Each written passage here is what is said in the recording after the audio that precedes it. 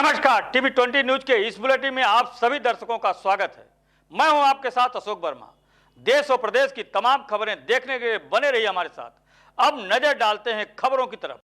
कौन थे पूर्व मंत्री विभूति प्रसाद निषाद, कैसा था इनका राजनीतिक कैरियर, इसके बारे में हम आपको विस्तार से बताने जा रहे हैं। बता दें कि बसपा सरकार में मंत्री रहे विभूति प्रसाद निषाद का जन्म 1958 में रामपुर खास में हुआ था। इनके पिता बुनेल निषाद एक कृषक थे तो माता सुखराज एक गृहिणी। ये 3 भाइयों में सबसे छोटे थे। इनके बड़े भाई पारसनाथ निषाद कृषक हैं तथा सबसे छोटे भाई राम सांवले निषाद इंटर कॉलेज में प्रवक्ता के पद पर हैं। अत्यंत गरीब परिवार में जन्मे विभूति प्रसाद निषाद की पढ़ाई की जिम्मेदारी बड़े भाई पारसनाथ निषाद के कंधे पर थी। इनकी प्रारंभिक शिक्षा भगतपुर हाई स्कूल पर पटेल इंटर कॉलेज अतरौलिया तथा इंटरमीडिएट व स्नातक की परीक्षा उद्योग विद्यालय कोयलसा में हुई थी। इसके बाद LLB की परीक्षा लखनऊ विश्वविद्यालय से पास किया। अत्यंत गरीब परिवार से होते हुए भी गरीबों के साथ हो रहे भेदभाव और उनकी दीन दशा को देखते हुए लोगों से प्रेरित होकर पहली बार 1992 में जनता दल से अतरौलिया विधानसभा से चुनाव लड़े, जिसमें लगभग 20,000 वोट इन्हें मिले। जनता के सहयोग से दूसरी बार 1996 में अतरौलिया विधानसभा से बहुजन समाज पार्टी से चुनाव लड़े और विजय प्राप्त की। एक कद्दावर नेता को हराने के बाद बहुजन समाज पार्टी की सरकार में इन्हें इलेक्ट्रॉनिक मंत्री बनाया गया। मंत्री पद पर रहते हुए सादगी पसंद जीवन जीना पसंद करते थे। शुरू से ही एक झोपड़ी में रहना पसंद करते थे और जीवन के अंतिम समय तक उसी झोपड़ी में ही अपना जीवन व्यतीत किया। 1 साल पहले यह गंभीर बीमारी से पीड़ित हो गए, जिनका 63 वर्ष की उम्र में 11 जून 2021 को निधन हो गया। इतना ही नहीं, मंत्री के मरने के बाद भी प्रोटोकॉल के अनुसार कोई राजकीय सम्मान ना मिला, जिसकी वजह से परिवार के लोग काफ़ी दुखी हैं। वही ग्रामीणों में भारी आक्रोश है। इनकी शादी 21 वर्ष की उम्र में 1978 में शांति देवी से हुई थी। इन्होंने अपने पीछे 2 पुत्र तथा 2 पुत्रियों को छोड़ दिया। सबसे बड़े गुलाबचंद 37 वर्ष से लखनऊ में प्राइवेट जॉब करते हैं। पुत्र नीलम तथा रेणु तैयारी करते हैं। दूसरा बेटा अखिलेश बीटेक की तैयारी लखनऊ से कर रहे हैं। विभूति प्रसाद निषाद अपने राजनीतिक कैरियर के दौरान मंत्री पद पर रहते हुए ग्राम सभा रामपुर में जूनियर हाई स्कूल की नींव रखी, जिसमें आज आसपास के सभी बच्चे शिक्षा ग्रहण करते हैं। वहीं ग्राम सभा में कई सड़कों का निर्माण भी कराया। पिता विभूति प्रसाद निषाद की विरासत को आगे बढ़ाने के लिए उनके छोटे पुत्र अखिलेश निषाद संभालेंगे। आइए सुनाते हैं कि पूर्व मंत्री के भतीजे ने क्या कुछ कहा। आप मंत्री जी के क्या लगते थे, इसके बारे में बताइए। मैं मंत्री जी का भतीजा लगता हूँ। आपके चाचा जी राजनीति में आए थे, किस लिए आए थे और वो मंत्री बने थे, क्या क्या किए इसके बारे में? राजनीति में उन्होंने इसलिए आया कि हम राजनीति में आ करके गरीब और पिछड़ों का उत्थान कर सकते हैं।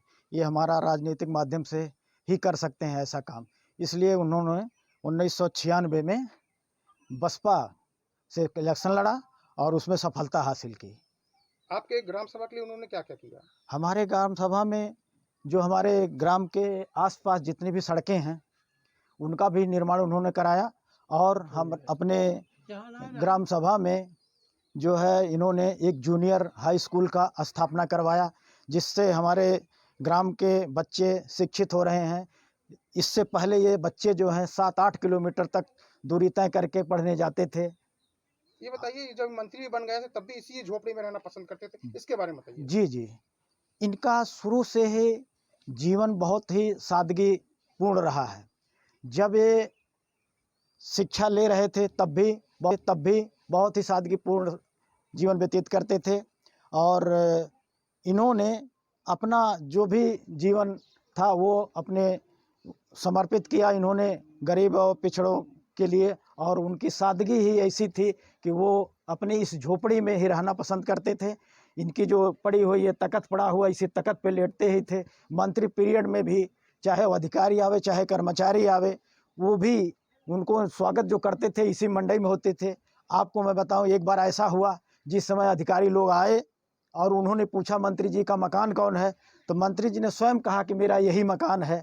तो बल्कि बड़े स्तब्ध हुए और उन्होंने इनकी बड़ी सराहना की है कि आप इस पद पर पहुंच करके भी आप इसी मंडई में रह रहे हैं। तो ये उन्होंने हंस करके कहा कि हमारा जीवन ही मतलब हमारा बहुत सादगीपूर्ण है, हम इसी को पसंद करते हैं और इसी में हमारी मतलब खुशी रहती है। जैसे कि 11 तारीख को उनका देहांत हो गया और उनको प्रोटोकॉल के अनुसार राष्ट्रीय सम्मान नहीं दिया गया, इसके बारे में आप और आप ग्रामीण क्या कहते हैं?